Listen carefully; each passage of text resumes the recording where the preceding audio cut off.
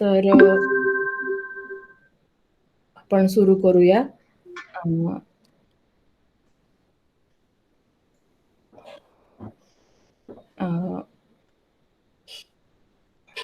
संगीता आणि हेमंत जरी आता नाहीयेत आपल्या बरोबर, तरी आपल्या मैत्रीचं जे काही प्रेम आहे ते कंटिन्यूस राहील, कायम राहील. म्हणजे मनुष्य जरी असला नसला तरी त्याच्या प्रती जे आपली मैत्री किंवा प्रेम ज्या भावना असतात, चांगल्या भावना, त्या नेहमी असतात. तर त्या दृष्टीने आपण सुरू करताना पहिले एक 30 एक सेकंद शांत बसून त्या मैत्रीची आठवण, त्यांची आठवण करून मग सुरुवात करूयात.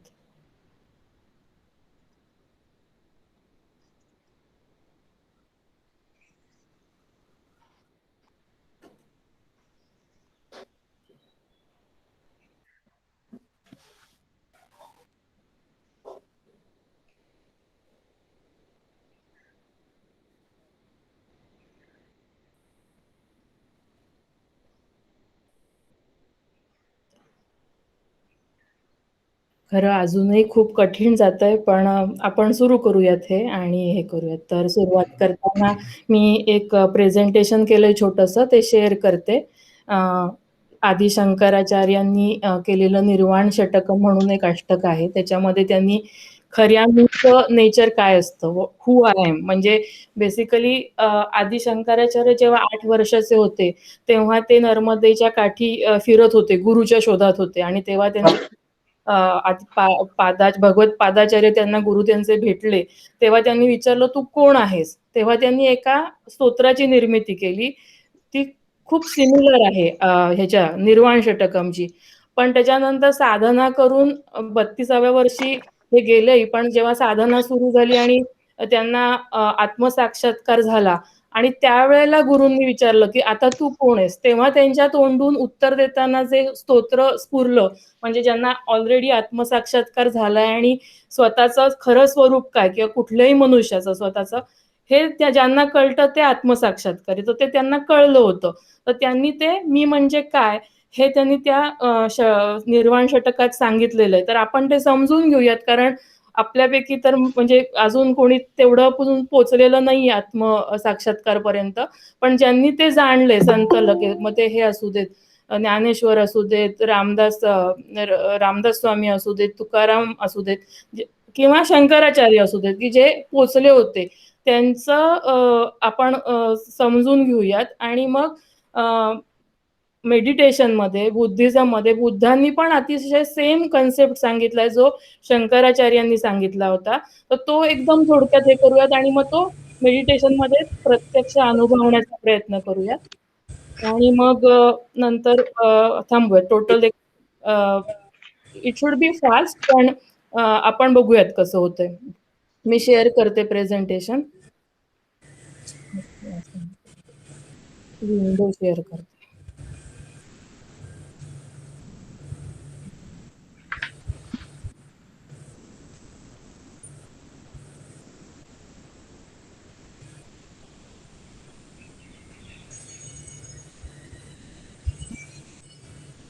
दिसतंय सगळ्यांना?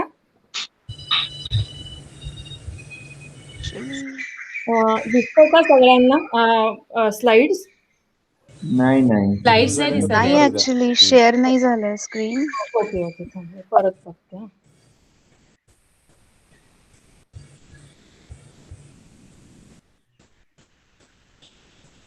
क्लोज कर. परत एकदा ट्राय करते.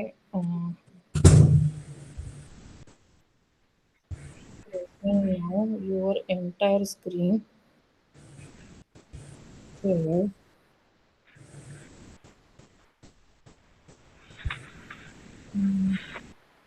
हा झालं आता. हा, दिसतीये स्क्रीन आता. हा,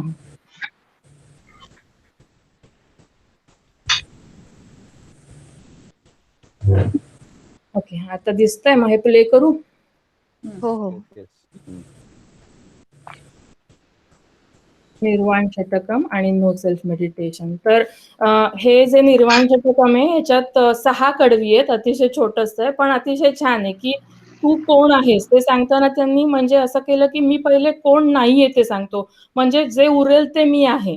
असं ते म्हणाले. आणि तिथून त्यांनी सुरुवात केली की मी पहिला स्टॅन्झा आहे, पहिलं कडवं आहे, आणि त्याच्यामध्ये त्यांनी म्हटलं की मी कोण नाहीये, तर मी मनाच्या ज्या अवस्था असतात, मन, बुद्धी, अहंकार, चित्त, हे मनाचे जे 4 प्रकार आहेत ते मी नाहीये, त्याच्या पलीकडे नचक क्षेत्र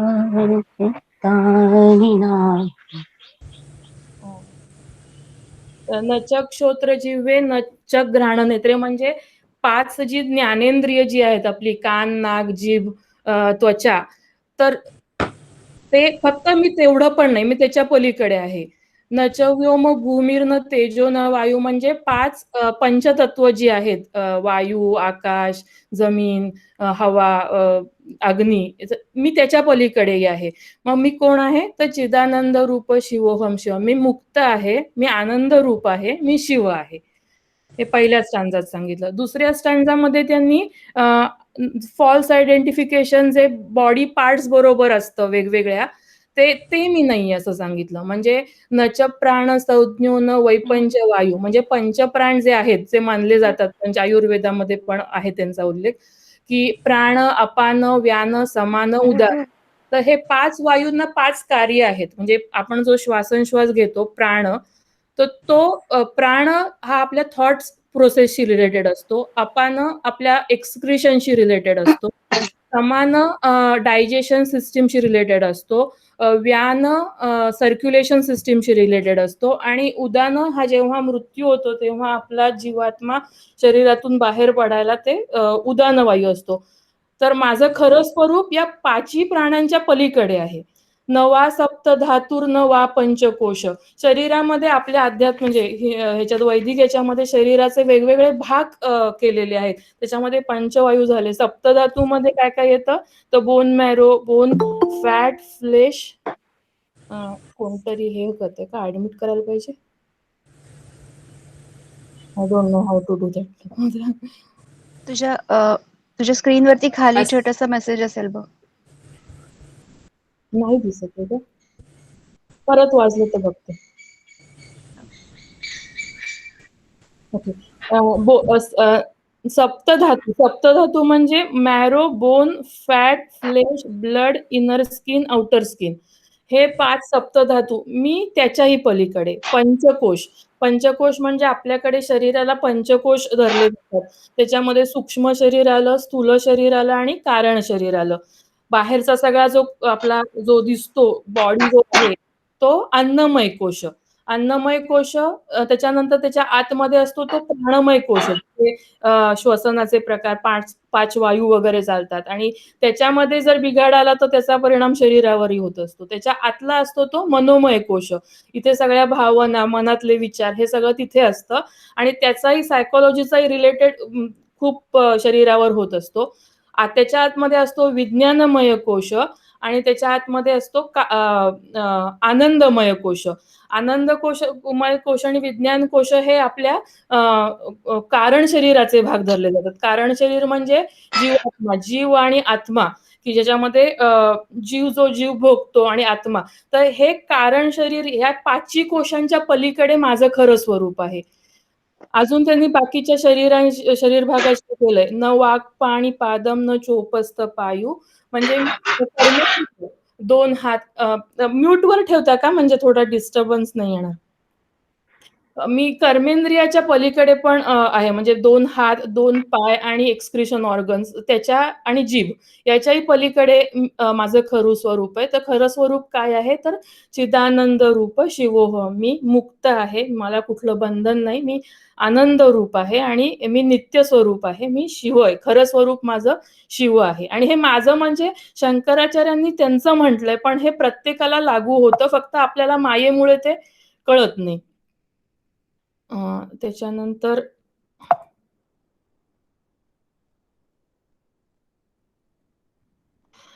तिसऱ्या ह्याच्यामध्ये त्यांनी म्हटलंय, न मे द्वेष रागव न मे लोभ मोह, म्हणजे मी या भावनांच्याही पलीकडे आहे. आहात ना सगळे? हॅलो, हो, कंटिन्यू. ओके. हा. न मे द्वेष रागव न मे लोभ मोह न मे वै मदो नैव मात्सर्य भाव, म्हणजे हे सगळे इमोशनल भाव आहेत त्या भावांच्या पलीकडे मी आहे. न धर्मो न चार्थो न कामो न मोक्ष, हे 4 पुरुषार्थ मानले जातात प्रत्येकाचे लग्नामध्ये. हे 4 पुरुषार्थाचं वचन घेतलेलं आहे आपण सगळ्यांनी, की धर्मासाठी, अर्थासाठी, कामासाठी आणि मोक्षासाठी हे 4 पुरुषार्थ करण्यासाठी आपण आपलं जीवन जगतो. पण मी या पुरुषार्थांच्याही पलीकडे आहेत. माझं स्वरूप कसं आहे, तर मी एटर्नल ब्लिस आहे, चिदानंद स्वरूप, मुक्त आहे, नित्य आहे आणि शिव आहे, आनंद स्वरूप आहे. चौथ्या कडव्यामध्ये म्हटलंय, न पुण्यम न पापम न सौख्यम न दुःखम. मी पाप पुण्याच्या पलीकडे आहे. मला सुख आणि दुःख दोन्ही मी समान ह्याच्यात घेतो, कारण मी या दोन्हीच्या पलीकडे आहे. न मंत्रो न तीर्थम न वेदो न यज्ञ, म्हणजे आपण हे मंत्र, वेद, यज्ञाचा अभ्यास, यज्ञ करणं याच्याही पलीकडे मी आहे. पण तरी हे करायचं का करायचं, तर त्याच्यापर्यंत पोचायला करायचं. अहम भोजनम नैव भोज्यम न भोगता. भोजनम म्हणजे जेवण, भोज्यम जेवणारा, आणि भोगता म्हणजे जेवणारा, आणि भोज्यम म्हणजे जेवणाची क्रिया. तर या एक्सपिरियन्सच्या हे एक एक्झाम्पल दिलं एक्सपिरियन्सचं, जेवणारा, जेवण आणि जेवणाची क्रिया. तर कुठल्याही सब्जेक्ट, ऑब्जेक्ट आणि याच्या पलीकडे मी आहे. माझं खरं स्वरूप आनंद रूप आहे. 5व्या कडव्यात म्हटलंय, न मे मृत्यू शंका न मे जाती भेद, म्हणजे मला मृत्यू नाही, मला मृत्यूचं भय नाही. मला मृत्यूचं भय नाही कारण मला मृत्यू नाही. मी आहे, मी आधीही होतो, मी नंतरही असणार आहे. माझं ते आधी अव्यक्त स्वरूप आधी होतं, नंतरही अव्यक्त स्वरूप असणार आहे. मध्ये मी व्यक्त होतो जन्मामध्ये, त्यामुळे मला मृत्यूची भीती नाही. न मे जाती भेद, मी कास्ट भेद काही करत नाही. मला कुठलेही असे रिलेशनशिप ही नाहीयेत, की पिता नैव मे नैव माता न जन्म न बंधुर न मित्रम गुरुर नैव शिष्य. माता, पिता, बंधू, मित्र, गुरु, शिष्य हे सगळे हे मला नाहीत, कारण सगळ्यांमध्येच मी आहे. जर मीच सगळ्यांमध्ये आहे, तर ही माझी माता, ही माझा पिता, हा माझा बंधू असं कसं होणार, कारण सगळ्यांच्या मध्येच मी आहे. म्हणून मी या रिलेशनशिपच्या पलीकडे आहे. माझं खरं रूप आहे हे आनंद स्वरूप आहे. आणि मग अतिशय शेवटच्या या 6व्या लास्ट कडव्यामध्ये मी कोण आहे हे त्यांनी सांगितलंय. अहम निर्विकल्पो निराकार रूपो, मी विकल्परहित, फॉर्म म्हणजे माझा फॉर्म चेंज होत नाही, मी कुठलाही विकल्प नाही. निराकार रूपो, मी निराकार रूप आहे. विभूतवाच सर्वत्र सर्वेंद्रियाणाम, विभूत म्हणजे सर्वांच्या इंद्रियांना परवेडिंग, इंद्रियांच्या पलीकडे मी आहे. न चा संगतम नैव मुक्तीर्न तेव, संग म्हणजे अटॅचमेंट, असंग म्हणजे डिटॅचमेंट, न च असंग म्हणजे मी डिटॅचमेंट सुद्धा नाहीये, मी अटॅचमेंटही नाहीये. नैव मुक्तीर्न मेय, आणि मला मुक्ती नाही, कारण मी ऑलरेडी मुक्त आहे. मी बंधनात नाहीच आहे, म्हणून मी ऑलरेडी मुक्त आहे. तर माझं खरं स्वरूप म्हणजे मीच खरं स्वरूप चिदानंद रूप शिवोहम शिवोहम. तर हे असं शंकराचार्यांनी केलेलं आहे. आणि कुठल्याही याच्यामध्ये म्हणजे आध्यात्मिक ह्याच्यामध्ये ते म्हणतात, की आपली जर्नी जी असते ती जर्नी देहबुद्धीकडून आत्मबुद्धीकडे असते, की म्हणजे मी हा देह आहे, हे माझे मन आहे, विचार आहे, हे माझी संपत्ती आहे, माझे नातेवाईक आहेत, ह्या देहबुद्धीकडून ह्याच्याकडे जायचं, आत्मबुद्धीकडे, म्हणजे आपलं आत्मस्वरूप हे करायचं. ते गीतेचंही तेच सार म्हणतात, की अहम ब्रह्मास्मी. आणि हे सगळं जे ज्ञान आहे, हे जे शंकराचार्यांनी आपल्या समोर मांडलेलं आहे, हे झाल्यानंतर कळलं, की ओके, माझं खरं स्वरूप याच्या सगळ्या पलीकडे मी ब्रह्मस्वरूप आहे. हे जर जाणल्यानंतर मग अहंकार होण्याची आणि ह्याची शक्यता असते. तर मग काय करायचं, की पहिले ज्ञान करून घ्यायचं, की माझं खरं नेचर काय आहे, अहम ब्रह्मास्मी. मग त्याच्यानंतर ध्यानाला बसल्यानंतर लक्षात येतं, की अरे हा ब्रह्म सगळीकडेच आहे, याच्यात ये, त्याच्यात ये, तिकडे ये, सगळीकडे हाच आहे. आणि मग तो आनंद भोगायचा. आणि ध्यानातून जेव्हा परत आपण व्यवहारात येऊ, तेव्हा व्यवहाराला योग्य असं वागायचं. आणि मग हे शिकायचं म्हणजे असं कुठलंही निगेटिव्हिटी किंवा नाहीच आहे, मग रसच नाही, मग करायचंच कशाला, असं हे नाही. तर कुठलीही गोष्ट करताना how we relate to it more, म्हणजे अटॅचमेंटच्या ऐवजी प्युअर लव, किंवा अहंकाराच्या ऐवजी अस्मिता आहे पण अहंकार नाहीये, असं how you relate to any experience, ते समजण्यासाठी हे निर्वाण अष्टक खूप महत्वाचं आहे.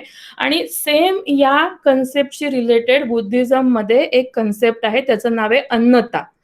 पाली भाषेमध्ये अन्नता म्हणतात आणि त्याला इंग्लिश ट्रान्सलेशन त्याचं नॉन सेल्फ करतो. आणि ते म्हणतात की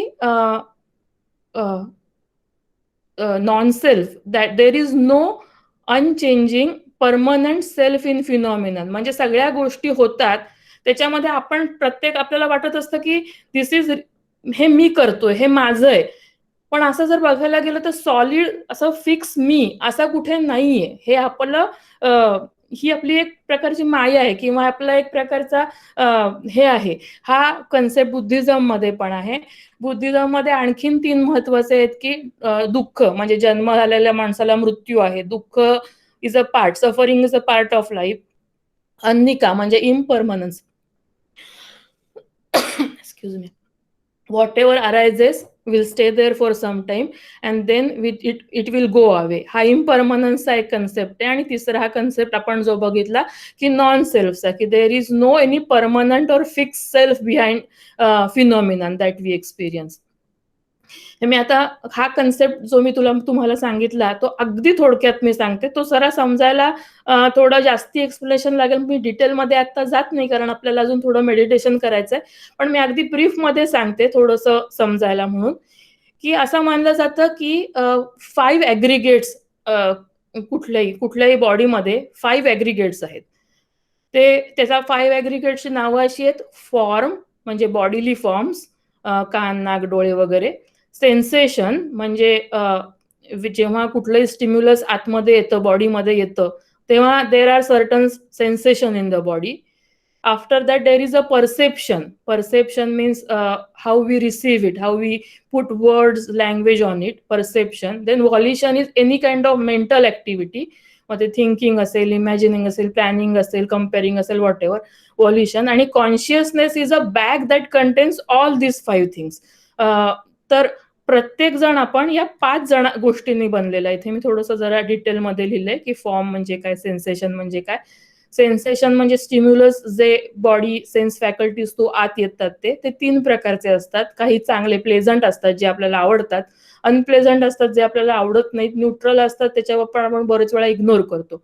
तर based on that sense input we get we put words, language, discrimination, comparing, labelling on this sensation that we overlay on our sensations. आणि मग ते परसेप्शन प्रत्येक माणसाप्रमाणे बदलतं आणि त्या परसेप्शन वरून त्या माणसाचा त्या मुवमेंटला मूड काय असतो तो तयार होतो. Experience is shape by perception. हे आपल्याला सगळ्यांना माहिती आहे की मूड जर चांगला असेल तर कोणी काही त्रास दिला तरी आपण तो फ्रेंडली म्हणजे घेतो. मूड जर चांगला नसेल तर कोणी चांगलं म्हटलं तरी ते वाईट अर्थाने घेऊ शकतो आपण. तर मूड असतो. आणि मग नंतर त्याच्यानंतर मेंटल ऍक्टिव्हिटी, ऍक्शन म्हणजे त्याच्यावरचं काय planning, it the action of mind, action of body, action of speech. ह्या 3 गोष्टी असतात, action of body, mind and speech. ते आपलं कर्म असतं आणि ते कर्म आपलं प्रारब्ध, आपलं संचित ठरवत असतं. हे व्हॉल्युशन झालं. आणि consciousness is like a bag containing all sensory experiences, impulses, actions, how we interpret the world और शेप्स आवर एक्सपिरियन्सेस. तर ह्याच्यामध्ये इथे कुठेही सेल्फ किंवा मी असा फिक्स्ड व्ह्यू नाहीये, पण आपल्याला असं प्रत्येक वेळेला वाटत असतं की हे माझं आहे. त्याच्यामध्ये कुठेतरी एक स्ट्रॉंग मी होतो आणि मग त्या मी बरोबर अटॅचमेंट होतं, अटॅकिंग होतं, क्रिटिसायझिंग होतं, वर्ड्स होतात आणि मग सगळे मेंटल प्रॉब्लेम्सची सुरुवात तिथे होते. आणि त्याला प्रपंच म्हटलंय. प्रपंच reifying through words, language creates solid sense of I, me, mine, mode, and that solid sense of others means मी आणि ते खूप वेगळे कोणीतरी आहोत. आणि मग सगळे तिथून ही गडबड सुरू होते, अटॅचमेंट, अटॅक, क्रिटिसायझिंगची वगैरे. तर meditation helps in a sense, it helps us coming out of constant head space. ह्या कॉन्शियसनेस विचारातून कमी होऊन आपल्या ऍक्च्युअली बॉडीमध्ये काय चाललंय, बॉडीली सेन्सेशन्स मध्ये काय चाललंय, ब्रीथ, आपल्या ब्रीथचं काय चाललंय. कारण हे जसा ट्रायंगल धरला की बॉडी, माइंड आणि ब्रीथ, तर बॉडी आपण जेव्हा माइंड मध्ये असतो, हेडस्पेस मध्ये असतो, तेव्हा बॉडीशी आणि ब्रेथशी अटॅच नसतो. जेव्हा आपण शांत बसतो, आपली बॉडी रिलॅक्स करतो, तिच्याकडे लक्ष देतो आतमध्ये, आपण ब्रेथ आपला काम स्टेबल होतो. अशा वेळेला बॉडी आणि ब्रेथ आपल्या माइंडला स्टेबल करायला, आपल्या माइंडला रेग्युलेट करायला मदत होऊ शकते. म्हणून मेडिटेशनचा उपयोग असतो आणि त्याच्यामध्ये सगळ्यात म्हणजे सोपं आणि पहिलं मेडिटेशन आहे ते ब्रीदिंगवर असतं, की जेव्हा स्कॅटर्ड माइंड असतं तेव्हा जस्ट शांत बसायचं आणि ऑब्झर्व करायचा तो ब्रीथ. त्याची एक मेथड आहे, ते आपण कधीतरी बघू. पण स्कॅटर्ड माइंडवरून कॉन्सन्ट्रेटेड माइंडवर यायचं, कॉन्सन्ट्रेटेड माइंडवरून युनिफाईड माइंडवर यायचं आणि युनिफाईड माइंडवरून अवेकन माइंडमध्ये यायचं. आणि हे ब्रीथ रेग्युलेट करून होता येणं शक्य आहे, फक्त थोडी प्रॅक्टिस लागते त्याला. तर what is the no self or emptiness means according to Buddhism is all our thoughts, all our feelings, whatever knowledge we have so far, whatever intellect beliefs which comes together because of our connections with others, environment we grow up with, and interactions we had with people, etc. म्हणजे मी अंजली आत्ता जी काय आहे ती अंजली, ती जन्माला आल्यापासून ती ज्या घरात वाढली, ज्या ती सराउंडिंग मध्ये होती, ज्या नातेवाईकांच्या, आई वडिलांच्या, भावंड भाईंडाच्या, स्कूलमध्ये मित्रांबरोबर, मैत्रिणींबरोबर, कॉलेजमध्ये अजून काय पुस्तकं वाचली असतील, पिक्चर बघितले असतील, ह्याचा सगळ्याच्या कनेक्शन मध्ये अंजली आहे. म्हणजे अंजली अशी ही नाहीये, तर हे असं is related to others, in connection with others अंजली आहे, असं या नॉन सेल्फचं हे गणित आहे.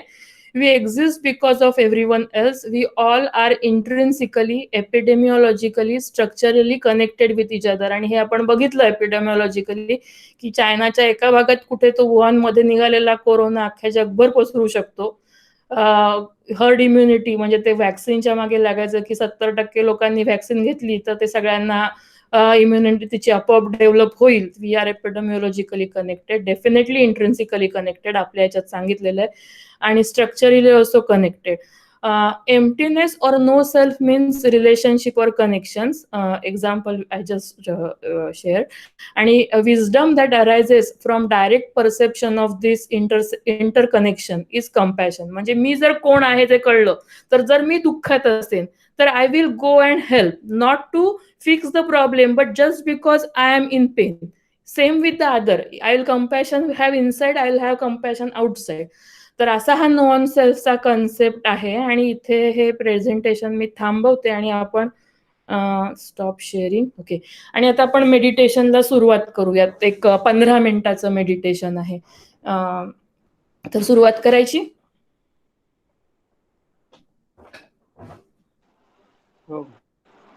येस. शुअर. करूया.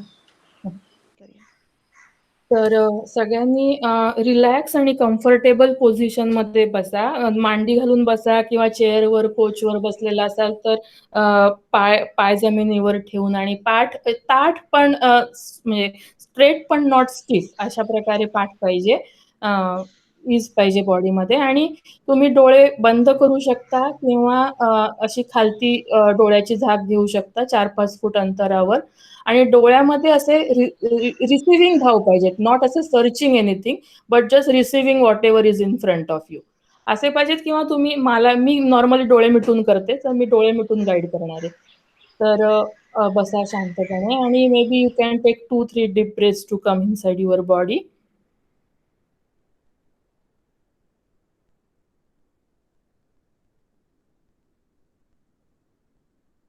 आणि feel the area around your eyes. डोळ्याच्या भोवती आपण 2 भुवयांच्या मध्ये आपलं टेन्शन बऱ्यापैकी साठत असतं. तर काही सेन्सेशन 2 भुवयांच्या मध्ये जाणवत असतील तर ते फील करायचेत, नोट करायचेत, लाईटली नोट करायचेत, फील करायचेत जास्ती करून नोट करण्यापेक्षा. आणि रिलॅक्स करायचंय ते टेन्शन. त्याच्यासाठी पहिले आपण आयब्रोज अशा वरती उचलून त्या अशा रिलीज करू शकतो. आयब्रोज रेज करून अशा रिलीज करू शकतो, just to get understanding of how it feels to release the tension.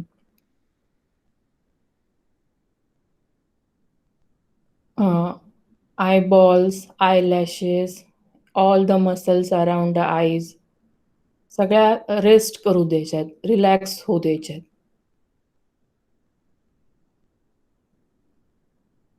You may soften your eyes.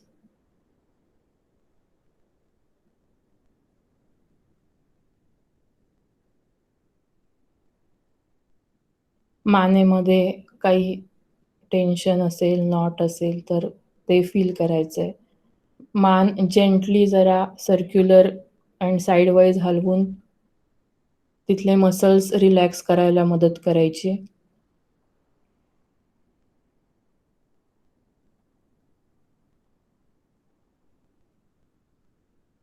Shoulder is the another part where we store most of our tension. So shoulder relax करण्यासाठी breathe in, bring your shoulder close to your ears, breathe out and let the shoulder relax. परत एकदा हे repeat करू शकतो. breathe in, bring shoulders close to your ears, breathe out and let your shoulder relax. दोन्ही hands relax करायचेत. Feel the sensation of hands touching your lapse or touching your body.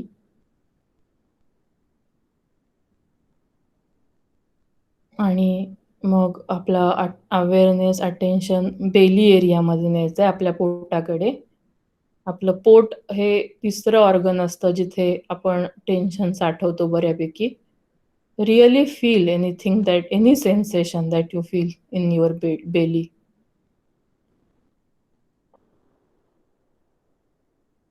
Breathing and breath out बरोबर belly पुढे मागे होत असेल ते sensation note करू शकतो. काही टाईटनेस असेल, कुठली नॉट असेल, काही व्हायब्रेशन्स असतील, काही टिंगलिंग सेन्सेशन असेल तर बेलीमधले सेन्सेशन जेंटली फील करायचे आणि पूर्ण वेट बेलीचं सेटल करायचंय ग्राउंडवर. सगळ्या मसल्स तिथल्या रिलॅक्स करायच्या.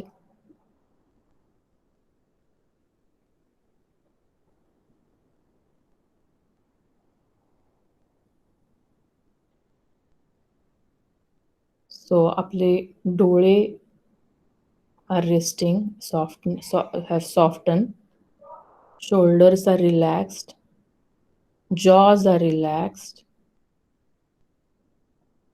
आणि बेली रिलॅक्स्ड आहे. आणि आपण आपल्या मेडिटेशनला सुरुवात करताना आपला अवेअरनेस आपल्या कानांपाशी आणायचा आहे. आपला be aware of any sounds that come to your ears. म्हणजे असे कुठले साऊंड शोधायला नाही जायचं, पण anything that come to your ear. मग तो माझा आवाज असेल, अजून घरच्यांचा कोणाचा आवाज असेल, ट्रॅफिकचा आवाज असेल, पक्ष्यांचा आवाज असेल, जो काही आवाज कानावर येतोय तो फील करायचा आहे.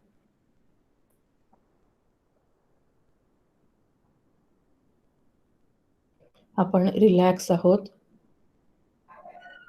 या मुवमेंटला आपलं माइंड, आपलं हार्ट ॲट ईज आहे, कंटेंट आहे आणि आपण कानावर येणारे आवाज फील करत आहोत, ऐकत आहोत.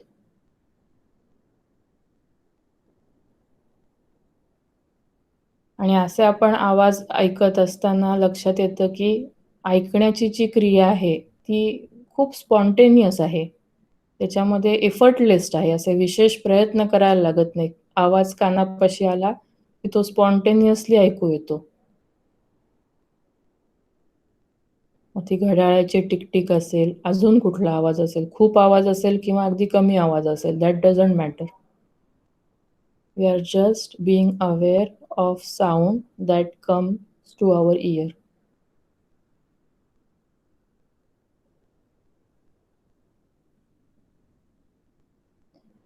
आणि असा आवाज ऐकत असताना आपल्याला लक्षात येईल की ऐकण्याची क्रिया होते. आणि जर आपण विचारलं की ऐकणारा कोण आहे, हा आवाज ऐकणारा कोण आहे,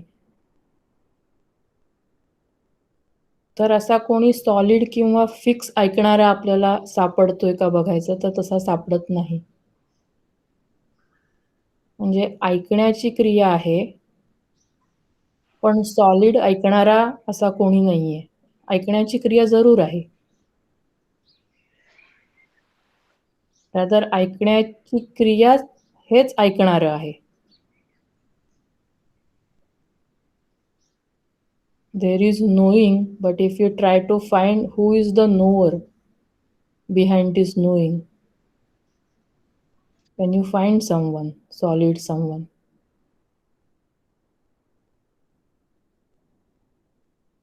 आपण शांत असं म्युझिक ऐकायला बसल्यासारखं शांत आहोत, रिलॅक्स्ड आहोत, ओपन आहोत आणि आपण वेगवेगळे आवाज जे कानावर आपोआप येतायत, ते ऐकत आहोत.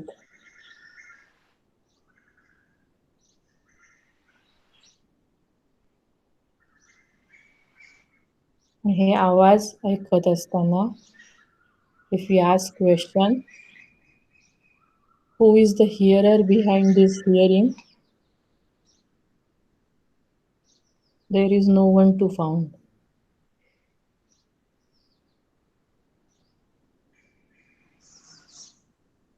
नेक्स्ट पार्ट आपण मेडिटेशनचा बॉडीवर फील करणार आहोत.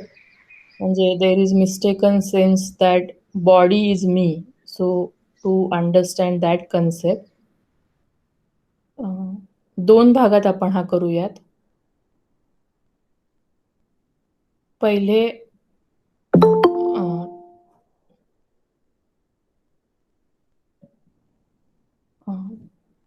try to bring in your mind's eye someone who has died recently, or if that is too much, in past.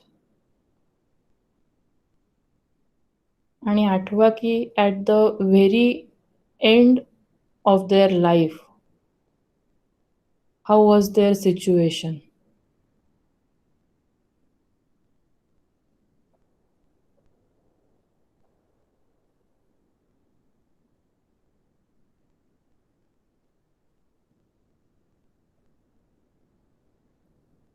आणि हे असं मृत्यू होणं हे नेचरचा भाग आहे. म्हणजे प्रत्येक जन्मलेली व्यक्ती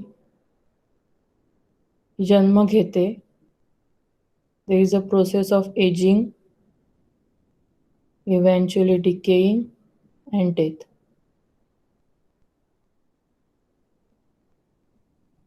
This is true for each and every body. This is how the thing of nature of body is. Body is born, body grows. At some point, it decays and there is death. So this can help us not identifying I or solid me behind the body. This happens to everyone. You can scan generations who have come before us. It happens with each and every human being.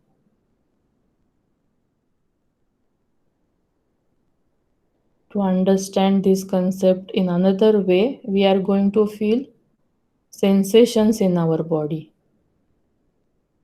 So we are sitting and we can feel sensation of our seat touching the couch or chair or wherever you are sitting. Sensation of our legs resting on earth or on floor. Or sensation of your hand touching other hand or your hand resting on your laps. Or any other sensation in the body that takes your attention. It could be warmth, coolness, vibration, moisture, any tingling, tightness. expansion, contraction, any sensation in your body. Just feeling it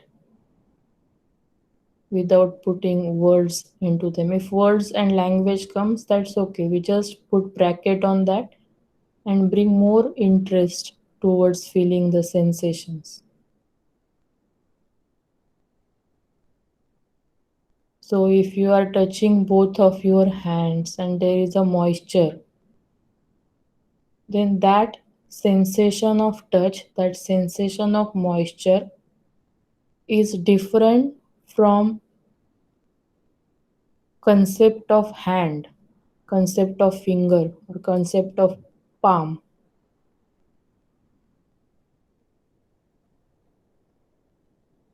So this can help to understand that our bodies are continuously changing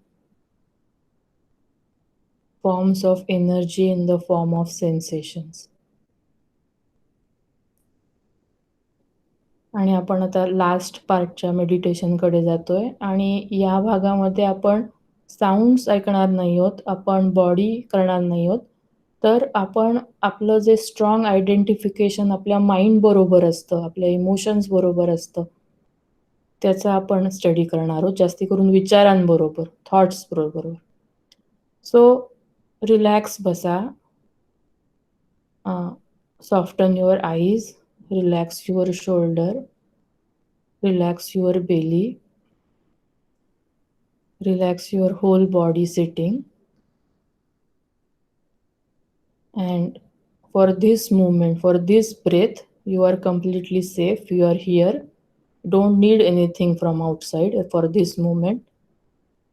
आणि आपण थिएटरमध्ये जातो, movie थिएटरमध्ये, आणि तिथे आपण screen watch करतो, तशी आपल्या माइंडची स्क्रीन वॉच करायची आणि कुठला विचार येतोय का ते नोट करायचंय. We are going to watch screen of our mind to see any arising of any thought.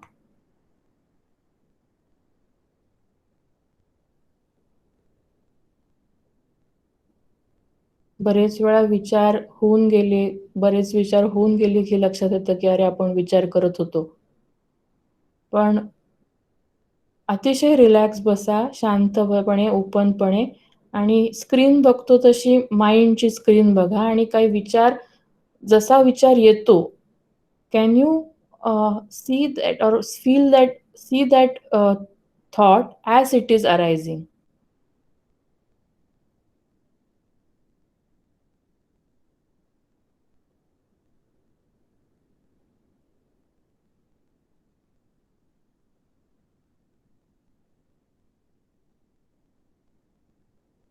आणि असे शांतपणे बसले असताना, असे विचार वॉच करत असताना, when you see that thought is arising and you are knowing that thought is arising, what happens to that thought? तो विचार कंटिन्यू होतो, तो विचार नाहीसा होतो, काय होतं त्या विचाराचं?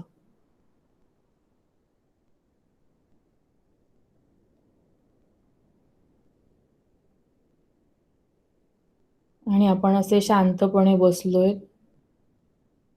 माइंडची स्क्रीन विचारांसाठी बघत बसलोय. काही विचार हे खूप लाऊड असतात, लगेच कळतात. काही खूप सटल असतात, ते एकदम असे हळूच येतात, चोरून असे. काही विचार तर असे लपून मागून येतात की ओके मला जमतं हे, किंवा ओके हे माझ्यासाठी नाहीये, किंवा आणखीन काही. तर हेही विचारच आहेत. त्यामुळे आपल्याला या स्क्रीन बघण्यासाठी 360 व्ह्यू पाहिजे, कुठूनही बारीकसा विचार येऊ शकतो. आणि असे विचार आपण वॉच करतोय. We are watching thoughts as they are arising. We can ask a question, what is a thought? Thought, विचार म्हणजे काय? तर लक्षात येतं की thought by itself doesn't have any substance. It's very effervescent. ते हलके फुलके असतात. पण जेव्हा ते अननोटिस्ड असतात, की हा विचार नोटीस होत नाहीये, तर होऊन जातोय, त्यावेळेला त्याच्याकडे खूप पॉवर असते त्या विचारामध्ये. So thought has power how much we give it to them. By themselves, they don't have any power.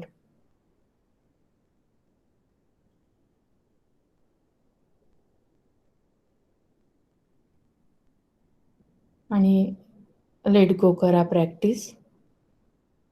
You are sitting. Know that you are sitting. Come back to your body breathing. Bring some gentle movement into your body. And once ready, you may open your eyes.